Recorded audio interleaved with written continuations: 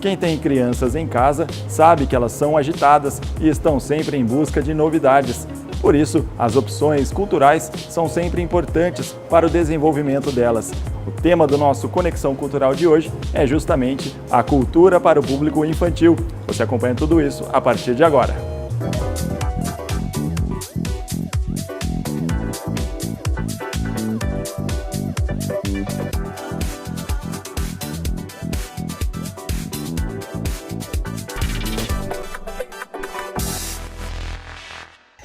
Para começar esse papo sobre a cultura com a temática infantil, eu estou aqui ao lado do Ale Carmani, ele é cantor, compositor, especialista em música infantil, não é isso, Ale? Tudo bem? Legal, é um prazer recebê-los, viu? Como é que começou essa história? Então, eu tô aqui no meio dessa história, né? Eu tô num lugar aqui, num espaço que é um curso de férias, que eu tava com saudade de fazer e resolvi retomar. Mas essa história começou com a paternidade, cara. Eu fui pai do meu segundo filho e eu percebi que as professoras cantarolavam sempre com ele, que elas estavam precisando de um pouco de ajuda. E eu já tenho um histórico musical desde quando vim de São Paulo. E aí eu fui para dentro da escola cantar com as professoras, depois passei para cantar com os alunos e comecei a cantar com a criançada e não parei até hoje. Estou cantando, já tenho muitos trabalhos rodando por aí. Por que a música fascina tanto uma criança? Olha, eu diria que o principal é que a música é uma linguagem. A música é uma linguagem, assim como a fala, assim como, né, como outras linguagens artísticas e de expressão. E a música, ela é uma linguagem que ela não tem assim uma comunicação racional, né? Ela emociona, ela deixa triste. E a criança, ela é genuína, a gente estava conversando sobre isso antes.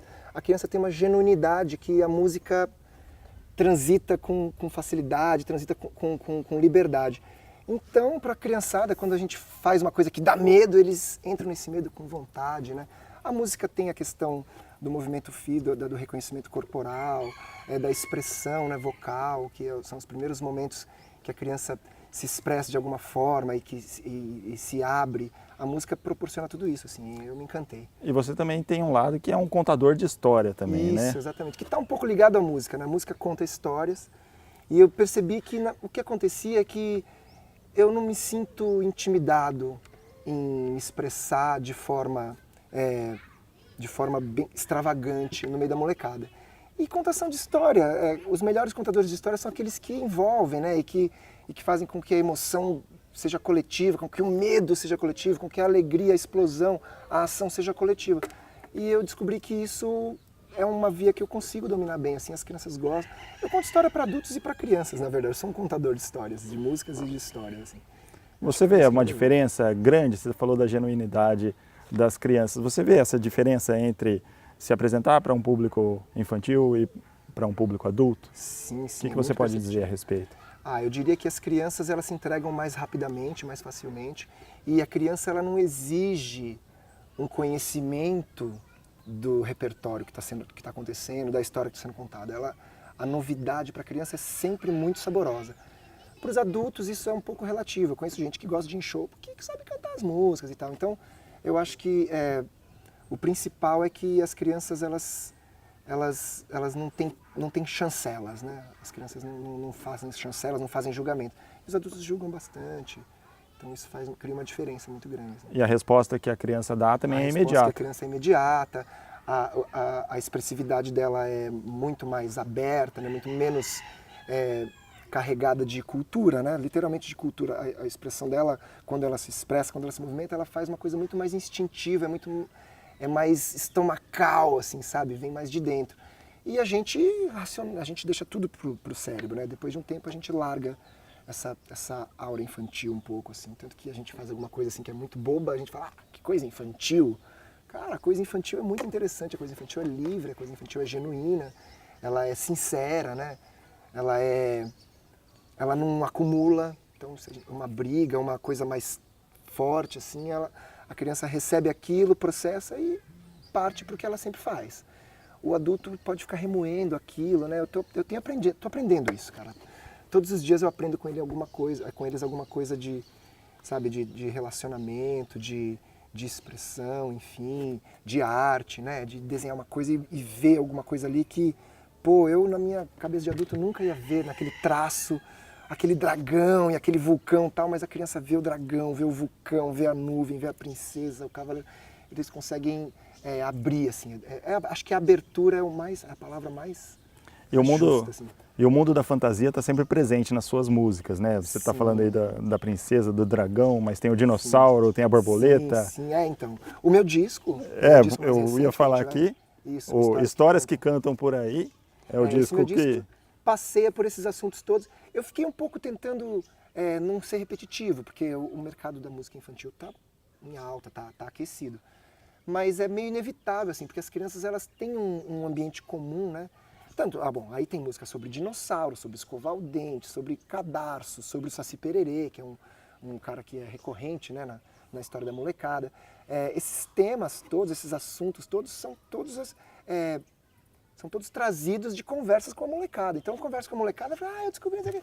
Fala, poxa, isso aí dá uma música legal. Então, uma criança cantarola, dinossauro, dinossauro. Fala, pô, vamos fazer uma música assim. Aí, lá na hora, e com as crianças sempre funciona, porque não existem as chancelas, né, do ridículo, ou do humilhante, ou do, sei lá, do infantil pejorativo. Então, a gente se solta, assim, eu adoro rimar.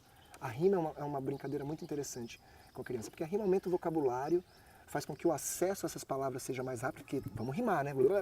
Busca lá a palavra que rima, e a criança se expressa, né? A criança fala, solta, às vezes ela inventa uma palavra para rimar, rimar com o nome, né? Tem um garotinho lá para trás, chama Arthur. E aí, como é que é, Arthur? Arthur, eu falo o Luca, criança maluca, o Daniel, cabeça de papel, e o Arthur, aí ele fala Arthur, cabeça de dandur. Bom, ele tá lá, Guimarães Rosa, em pessoa, né? Criou a própria rima. Ele cria a própria rima. Olha o sol. O sol apareceu aqui de novo. Bom. Vamos ouvir um trecho Você quer ver um da pedacinho música? de alguma coisa? Ó? Toca aí do dinossauro, você falou dinossauro. tão Legal, de um jeito tão especial. Esse disco ele teve uma proposta também de colocar em cada faixa de música um gênero diferente. Então aí tem o reggae, tem o funk, não o funk tchu-tchá-tchá-tchá, né? Mas o funk do James Brown, que o James Brown é o pai. Tem o funk, o balanço, tem reggae, eu já falei, tem ska, tem música caipira, tem música de viola, tem valsa, tem de todo um ritmo. O dinossauro é o ska. O ska é um ritmo estrangeiro que foi lá para Jamaica e virou reggae, né? Então ele é um... Vou tocar o dinossauro para vocês, quer ver? Eu já falei que os dinossauros não existem mais. Eles morreram há milhões de anos atrás. A gente encontra fóssil, mas não é fácil, tem que ser hábil. Na escavação a gente encontra osso e não é só. Tem muita areia, pedra e pó. Eu já falei que os dinossauros não existem mais. E por aí vai, contando sobre o dinossauro. A outra parte é muito interessante, um asteroide gigante, de repente, no planeta bateu, numa explosão brilhante, num instante, a bicharada desapareceu. Eu já falei que os dinossauros... Por aí vai. É um pouco legal científico. E fantasioso. Exatamente, as crianças ficam imaginando e tal, e quando eu tô com a banda, aí a banda faz um brrr na hora da explosão.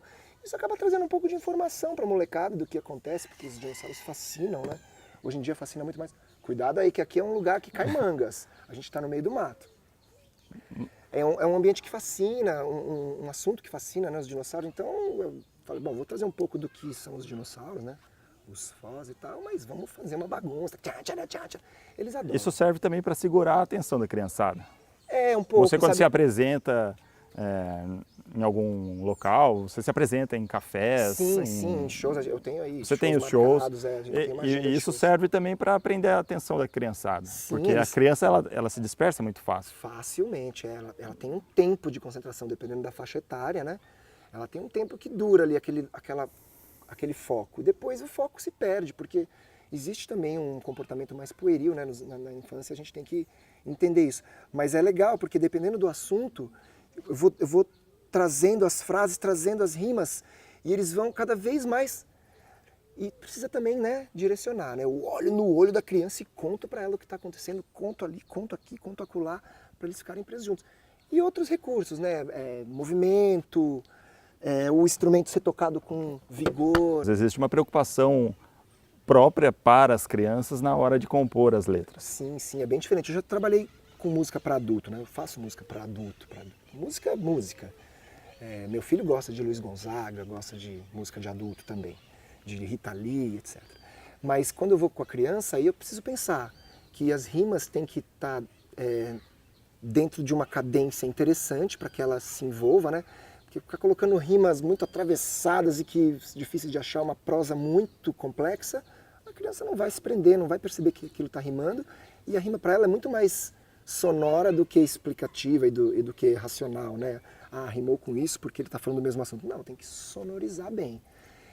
E aí acaba que eu tenho que pegar palavras que estejam de acordo com o público ou com a turma ali que eu quero alcançar, né? Ah, vou cantar uma música de crianças, falar que os fósseis são analisados pelo carbono 14, não vai funcionar. Não dá certo. Mas dá pra gente levar. Eu acho que qualquer assunto é possível de se conversar com criança. Morte, vida, né, ciência. Você acredita que a música desempenha um papel importante no desenvolvimento da criança? Sim, nossa, eu acho que é uma das mais importantes. A música é a única linguagem que é uma inteligência. A gente tem inteligência matemática, a gente tem inteligência emocional, a gente tem inteligência musical, né, das artes. E a música é a única que se coloca aí, que entra nesse meio científico e fica. Porque a música vai desenvolver fisicamente a criança, vai trazer uma acuidade auditiva interessante, então ela vai aprender a ouvir o assunto e depois processar isso. A música tira um pouco da ansiedade, porque se ela conhece a música, está ouvindo pela segunda vez, ela já sabe que aquilo vai assim, que vai acabar, ela vai pedir de novo, mas ela vai pedir de novo porque ela quer treinar aquilo. Então a música tem uma questão de escuta, de fonética, né? De dicção. Eu sou paulistano, eu vim de São Paulo, então eu tenho o R, a porta, né? As crianças percebem isso assim imediatamente. Quando eu solto uma palavra muito paulistana, elas percebem e tal, e isso causa também uma discussão interessante. E aí tem o desenvolvimento emocional, né? A música deixa triste, a música deixa feliz, a música deixa tenso, a música dá medo. Tem uma música do disco que chama Histórias que Contam por aí, que a criançada fica com medo e tal, sabe? Mas depois da primeira vez, aí eu repito, elas já ficam mais tranquilas, já sabem que... Faz parte de todo o processo, né? Todo o processo. Ale, é muito legal o papo com você. Infelizmente, nosso tempo está acabando, mas eu gostaria de deixar, enquanto... Olha, a gente vai ganhar uma visita do... Recebemos a visita aqui do Dog. Oi, Odi, esse é um simpaticão da Queria deixar que você pudesse falar pra gente o contato para quem quiser encontrar você, o seu site, em qualquer uma delas. Bom, eu sou o Ale Carmani. Eu estou na internet, em vários meios, nas redes sociais, se procurar pelo Ale Carmani, no Facebook, no YouTube, no Instagram. Me persigam porque, além a minha produtora, a produtora a pessoa que me agencia, ela sempre faz eventos para as famílias. Isso é muito legal, porque hoje em dia o que eu estou percebendo é que está acontecendo assim, você tem um restaurante e tem um espaço de brincadeira, aqueles brinquedões. Então os adultos ficam lá e as crianças ficam ali brincando, existe uma separação. E a proposta da minha produtora, da Quanta, é exatamente de trazer isso.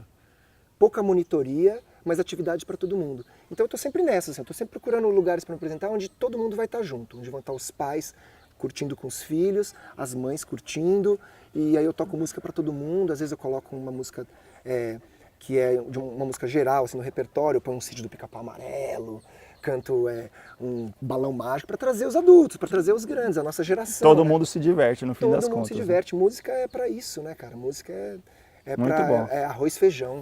Toca mais um pedacinho pra gente sair pro intervalo, daqui a pouco nós voltamos com mais aqui do Conexão Cultural. Obrigado. Muito obrigado a vocês. Eu vou tocar então agora a música da Borboleta, que é uma música tranquila, que faz muito sucesso entre as crianças tranquilas.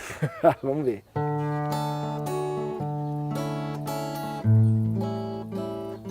Borboleta, voa aqui perto de mim, borboleta.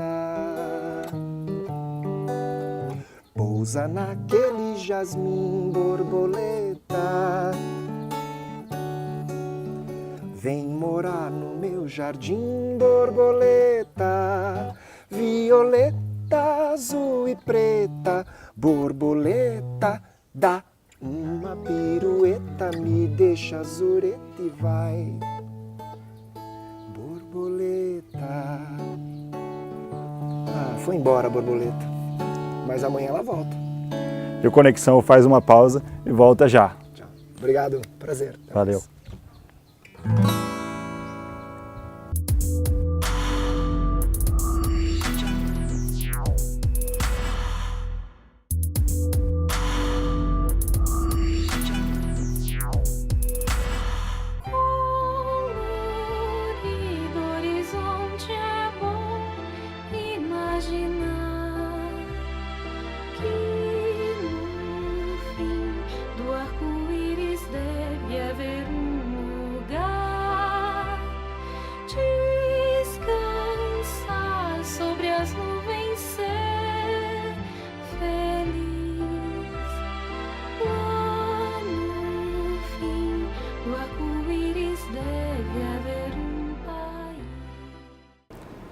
Fala galera, o Conexão Cultural está no ar e desta vez nós vamos explorar a cultura infantil. Para isso nós estamos aqui no Teatro da Companhia Cia Santa, aqui no Parque Santa Bárbara. Ao meu lado, o Crispim Júnior, um dos fundadores dessa companhia. Tudo bem, Crispim? Tudo bem, Rubens, sejam bem-vindos, Rubens, equipe técnica e o nosso querido espectador da TV Câmara, sejam bem-vindos ao Teatro Escola Cia Santa. Legal. E Crispim, a Companhia Cia Santa, ela começou já tem alguns anos, já são 44 anos de fundação e o senhor ajudou a fundar. É verdade. Como é que foi essa história? É verdade, a gente já está meio velhinho. A gente nasceu em 10 de junho de 73, no Teatro do Sesc, aqui de Campinas, e de lá para cá, então, em junho de 2017, nós completamos 44 anos, né? E começamos com um grupo de jovens entusiasmados pela atividade teatral, das artes cênicas, né? E já com o objetivo de nos profissionalizarmos, de ser uma companhia estável de teatro profissional. E o nosso principal interesse, ou pelo menos naquele momento, foi o teatro feito para crianças, né? E aí começamos então uma jornada de aprendizado, treinamento, cursos, aperfeiçoamento e prática, né?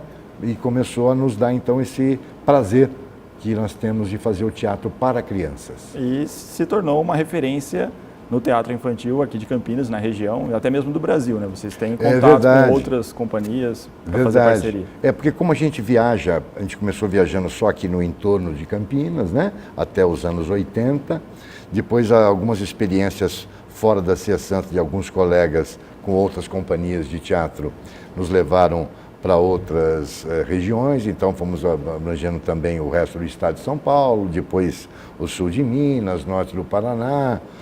E aí nos anos 80, 90, nos associamos à empresa do Paulo Goulart e da Anissete Bruno, a NB Produções, também o Jorge Doria, também o Carlos Augusto Strasser, também o Antônio Abujanra, e vieram trazendo conhecimentos e passando aprendizados para a gente, né?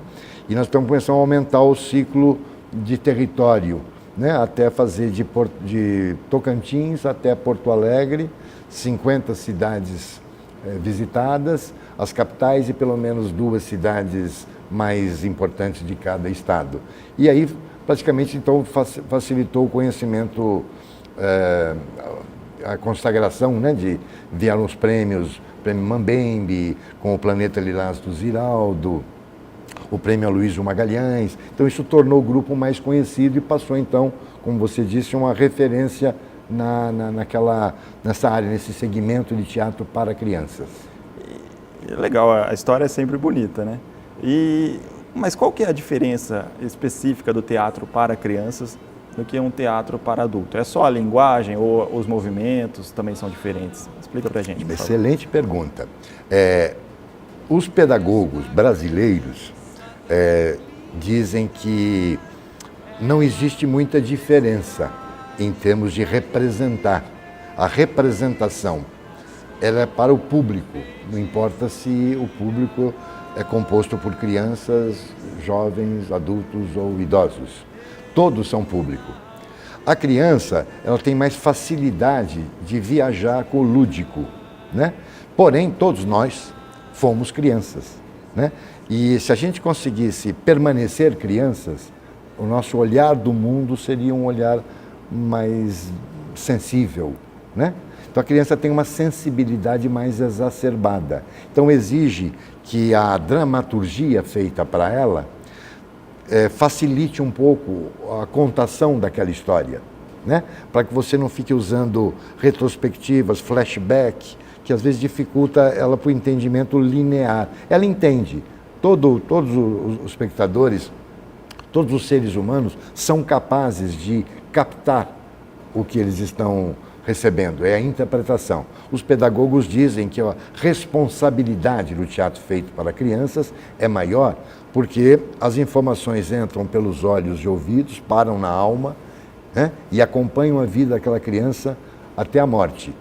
Os exemplos maus também conseguem ter o mesmo alcance. Então a responsabilidade nossa enquanto artistas, educadores e produtores de teatro para crianças é a responsabilidade social de oferecer cultura, educação e lazer em forma de teatro e formar a nova plateia do teatro brasileiro. E eu acho legal também a questão de que o teatro para uma criança faz parte do desenvolvimento dela. Sem dúvida, que é o lado educacional, né? Sem dúvida. E acabei não respondendo a sua pergunta. Qual que é a diferença? Não, para nós não existe diferença. Tem até alguns profissionais e dramaturgos que dizem que tem que ser feito igual, teatro infantil tem que ser feito igual do que o para adultos, só que melhor. É a diferença, se é que existe, né? Na América do Norte existe o Family Theater, né? O teatro para a família, né? Então não é dividido por faixa etária, né? Aqui na América Latina, excetuando o Brasil, quando você usa a expressão teatro infantil, eles usam teatro para ninhos, que na verdade é feito por crianças e não para crianças. Então, primeiro, quando a gente faz Argentina, Paraguai, Uruguai, Colômbia, Equador, Peru, a gente nota isso. A gente tem que dizer que nós somos uma companhia de teatro e não de teatro para ninhos, porque o teatro para ninhos é feito por crianças. Entendi. E de toda maneira tem que ser um espetáculo para as crianças, mas também para os adultos que vão acompanhar e vão dar sequência nesse desenvolvimento em casa ou na rua, mesmo na saída, tem sempre aquele bate-papo. E aí, gostou, meu filho? Como é que foi? Que é uma confraternização, né? Vocês têm esse retorno também do público? Temos, e a gente consegue até ser um pouco mais privilegiado, Rubens, porque nós fazemos projeto escola, né? Apresentações durante a semana para escolas, no horário escolar, na companhia dos professores. Nesse tipo de plateia, nós temos 95%, 98% da plateia é formada exclusivamente por crianças. Os professores, os educadores, acompanhantes são uma minoria. Eu diria que a cada 30 crianças tem um acompanhante. Então, numa plateia de 300 espectadores, você vai ter ali 30 professores e 270 crianças, ou 300, né? Ali que você percebe se você consegue fazer a coisa chegar.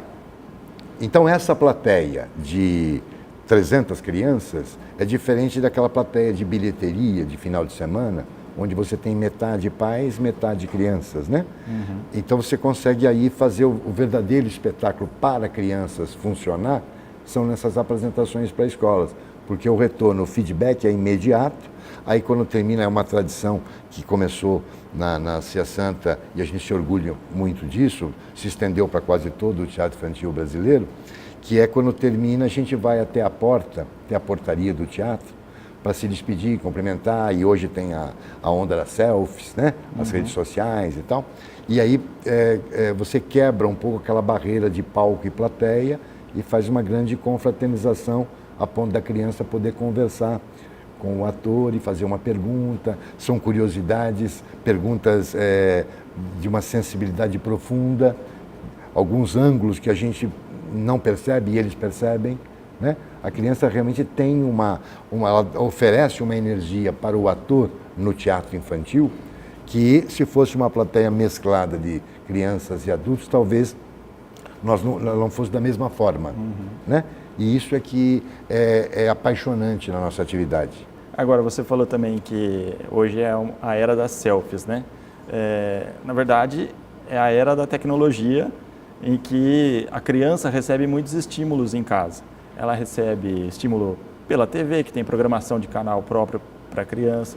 Ela tem os smartphones, tem aplicativos voltados só para elas. Ou seja, as crianças recebem muito estímulo e elas são muito mais agitadas, eu imagino, do que as crianças de quando começou a companhia, ou você não tem essa percepção? Boa observação, Rubens. Nunca observei isso. O que eu percebo, e talvez todos os nossos colegas percebem, é que quando termina a encenação, hoje sim tem mais essa coisa da foto, da selfie, que quer postar, quer pôr no Facebook, mas durante o espetáculo, eu posso estar redondamente enganado e peço perdão se os especialistas em comunicação discordarem de mim. Eu acho que não, acho que o espetáculo é o mesmo, a postura do ser humano é o mesmo, porque o ser humano é o mesmo. Na hora que ele para assistir um espetáculo, ou ler um livro, ou presenciar uma exposição, ele continua sendo ser humano, né? Da mesma maneira que eram nossos antepassados, né? A gente talvez hoje tenha mais acesso e talvez excesso de informações.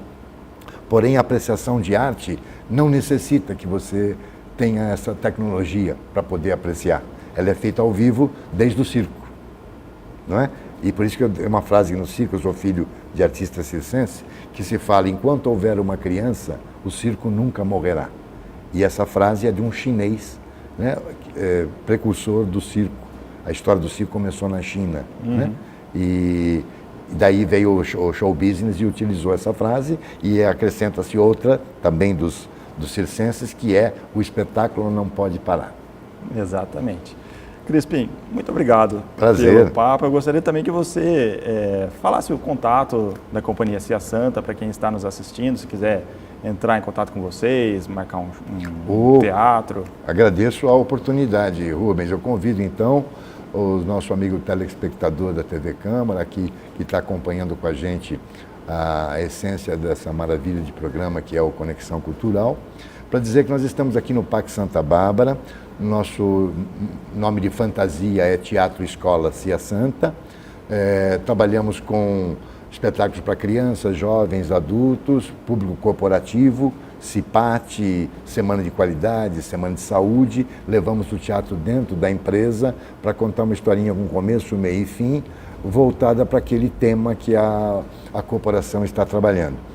E estamos no Parque Santa Bárbara. O nosso site é www, com S de sapo, ciasanta.art.br. Estamos também nas redes sociais, através do site dá para direcionar e acompanhar as nossas ações. Fazemos apresentações para escolas durante a semana. Nosso telefone de contato é o DDD 19 3281 3174. E o nosso e-mail, que tem também no site, é o Cia Santa, ou agenda@ciasanta, Cia com S de sapo, .art.br. Muito obrigado, Crispim, por nos atender. O Conexão Cultural fica por aqui. Na próxima semana nós voltamos com muito mais da arte e da cultura aqui de Campinas e região. Até lá, tchau!